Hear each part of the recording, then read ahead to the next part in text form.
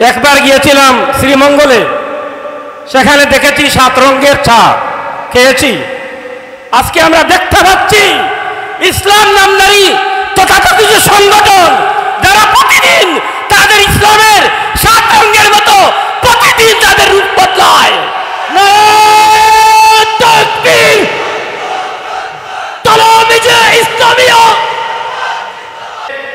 আমরা দেখতে পাই যাদের সংগঠনের মূল থেকে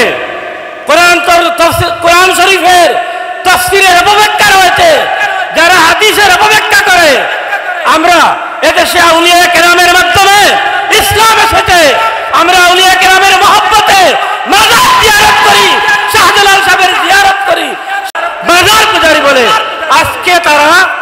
আজকে তারা মূর্তি পূজা করতেছে, ঠিক কিনা? তাদের ইমানের মধ্যে কোনো অসুবিধা হয় নাই, তাদের ইসলামে কোনো অসুবিধা হয় নাই। তাদের সম্পর্কে আল্লাহর রাসূল বলেছেন, লা ইয়াবকা মিনাল কুরআনে ইল্লা ইসমুহু ওয়া লা ইয়াবকা মিনাল কুরআনে ইল্লা ইসমুহু। তাদের নাম থাকবে ইসলাম, কোরআন শরীফের পিঠ থাকবে, কিন্তু তাদেরকে হেদায়েত করতে পারবে না। আমি তালামিজে ইসলামিয়ার একজন খাদিম ছিলাম।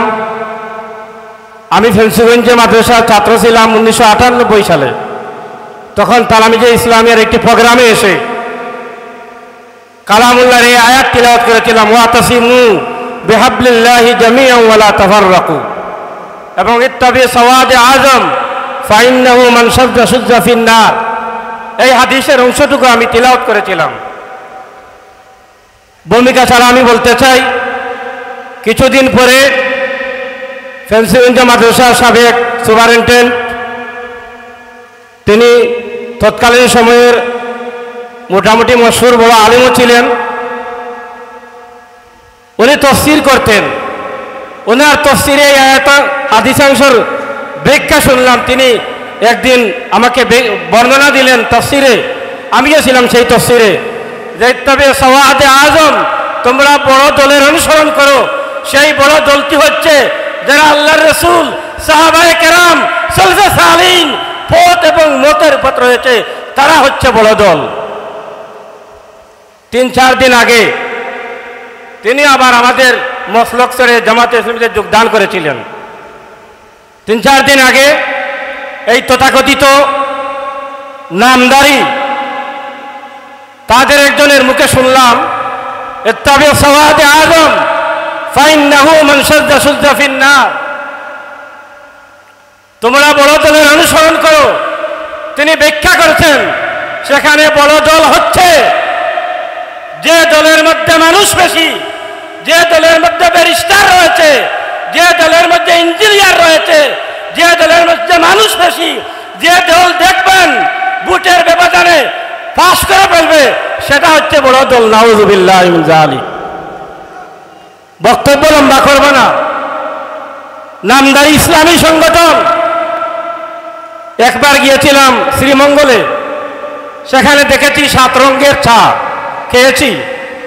আজকে আমরা দেখতে পাচ্ছি ইসলাম নামদারি তথাকথিত সংগঠন যারা প্রতিদিন তাদের ইসলামের 7 রঙের মতো প্রতিদিন তাদের রূপ বদলায়।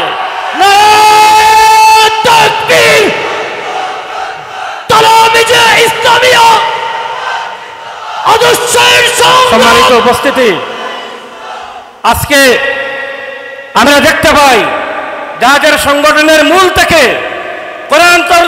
কোরআন শরীফের তাফসীরের অপব্যাখ্যা রয়েছে, যারা হাদিসের অপব্যাখ্যা করে, আমরা এদেশে আউলিয়া কেরামের মাধ্যমে ইসলাম এসেছে। আমরা আউলিয়া কেরামের মহব্বতে মাজার জিয়ারত করি, শাহজালাল সাহেবের জিয়ারত করি, মাজার পূজারি বলে। আজকে তারা মূর্তি পূজা করতেছে, ঠিক কিনা? তাদের ইমানের মধ্যে কোনো অসুবিধা হয় নাই, তাদের ইসলামে কোনো অসুবিধা হয় নাই। তাদের সম্পর্কে আল্লাহর রাসূল বলেছেন, লা ইয়াবকা মিনাল কুরআনে ইল্লা ইসমুহু ওয়া লা ইয়াবকা মিনাল কুরআনে ইল্লা ইসমুহু। তাদের নাম থাকবে ইসলাম, কোরআন শরীফের পিঠ থাকবে, কিন্তু তাদেরকে হেদায়েত করতে পারবে না। তাদের সম্পর্কে আজকে আমরা সতর্ক করতে চাই। আমরা আল্লাহর শুকরিয়া আদায় করি, আমাদেরকে যে পথ মতে রেখেছেন, আমাদের মুর্শিদ জমিনের মুজাদ্দিদ সাহেব কিবলা রহমতুল্লাহ আলাইহি অক্লান্ত পরিশ্রম করেছেন, গান জড়িয়েছেন, রক্ত দিয়েছেন সৈয়দপুরের জমিনে। তারপরে একদিন সিরাতাল মুস্তাকিমের পথ প্রতিষ্ঠিত করেছেন, তাবিজে ইসলামিয়া রেখে গিয়েছেন, আঞ্জুমানে আল ইসলাম রেখে গিয়েছেন।